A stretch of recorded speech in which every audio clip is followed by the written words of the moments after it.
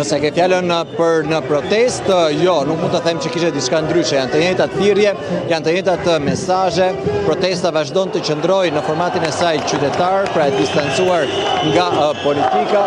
por në krahun tjetër kjo nuk do të thotë që protesta nuk ka mesazhe politike. Vazhdojnë të jenë mesazhe thirrjet për tërheqjen e kryeministit Rama, por gjithashtu një thirrje për distancim dhe nga Partia Demokratike. Mjaft interesante më duk fakti që organizatorët sot përsëritën disa herë se kërcënimet më të mëdha dhe presionin më të madh e kanë pasur nga opozita, që ata e cilësojnë si mash të mazhorancës dhe të kryeministrit Rama. Dhe në fakt thirrjet e herpasershme ishin opozita jemi ne. Po interesante gjithashtu ishte fakti që referuar lajmit të djeshëm për heqjen e nëngratës ndaj zot Berisha, protestuesit, organizatorët, ata që marrin herpasere mikrofonin, pra kanë theksuar se dhe Rama dhe Berisha janë të dy nëngrata të shpallur nga qytetarët shqiptarë, kështu që nuk ndryshon asgjë për ta ky lajm i mbritur në skenën politike ditën e djeshme. Kështu që në këtë sens mund të themi që ka një vazhdimsi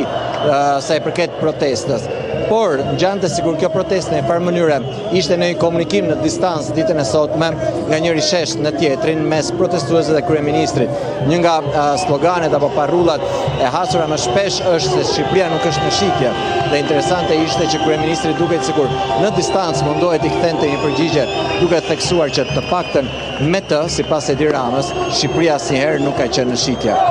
Por në fakt u përpoq gjatë gjithë fjalës së tij ti kthej her pas here këtij mesazhi i kryeministrit Rama për të deklaruar që në asnjë rrethan ai nuk do të shiste asnjë copë toke, duke theksuar edhe fort situatën me projektin e pritshëm, pasi ai thotë që nuk ka ende një projekt me Sazanin dhe Zvërnecin që as nuk do shiten dhe as nuk do jepen me qira dhe se qytetarët shqiptar do të përfitojnë prej tij. Ka ovacione dhe thirrje për dorëheqjen e kryeministrit, ka fishek zjarre me të shohim që po hidhen në shesh. Ti e theksove Indrit që i njëjti mesazh është edhe kundër Partisë Demokratike, opozitës kryesore në vend, ato që theksove edhe më herë që ata që ndodhen aty në shesh e konsiderojnë veten e tyre si opozita. Kemi parë Indrit të paktën 2 ditët e fundit më së shumti një banderol që qarkullon dhe merr, po themi, shpërndarje të mëdha edhe në rrjetet sociale, Shqipëria e re. Si të duket ky mesazh dhe fakti që ende nuk po kuptojmë eksaktësisht kush po orientohet drejt kësaj Shqipërisë së re, a do të marrim një flamur politik të kësaj lëvizje që po ndodh prej 13 ditësh në bulevard apo jo? Në fakt nuk është vetëm një banderol, merita është një thirrje e dëgjuar shpesh dhe gjatë ditës sotme, gati të gjithë ata që kanë marrë mikrofonin dhe janë drejtuar protestuesve sot e kanë përsëritur një thirrje të tillë, pra për një Shqipëri të re. Dhe kjo ka qenë si shpjegim i asaj që organizatorët e protestuesit theksojnë se janë të barazlarguar nga të gjitha forcat kryesore politike. Ata theksojnë disa herë se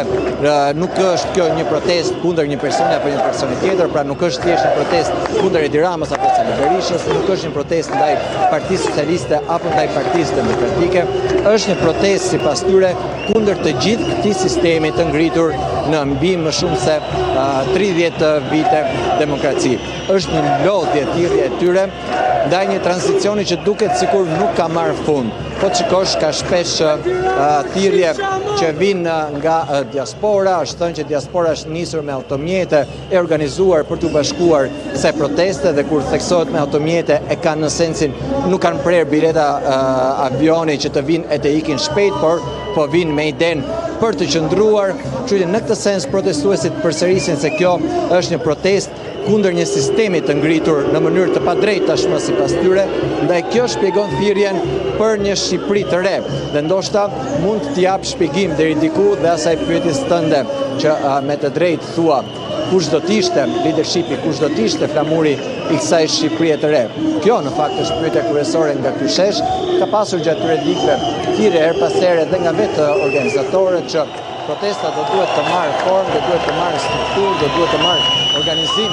të hapur, sepse pamundur të mendohet që një turn kaq e madhe të basketit si lloj organizimi në këtë mënyrë, por edhe këtu nga ata që kanë marrë mikrofonin pas here dëgohet kjo nevoja që dhe këta protestues ndoshta e kanë të shikojnë Edirama. Indrit, doja... Indrit, vetëm edhe një moment të fundit, nëse do kemi mundësi para se të vijoj lëvizja. Si e mendon faktin që zoti Rama e kanalizoi fjalimin e tij vetëm drejt projektit dhe vetëm drejt protestës ndaj projektit, duke pasur parasysh që ditët e fundit tashmë po thuhet që protesta ka tejkaluar projektin, është më masive, ka shumë kërkesa të tjera, kërkon eksaktësisht largimin e qeverisë, largimin e kësaj klase të vjetër politike. Unë që temi sinqert, ma e sa arrita të gjoj nga fjalimi i zotit Rama, nuk më duket se ishte vetëm i fokusuar tek projekti, që këtu me qëra fjala vazhdon të përsëritet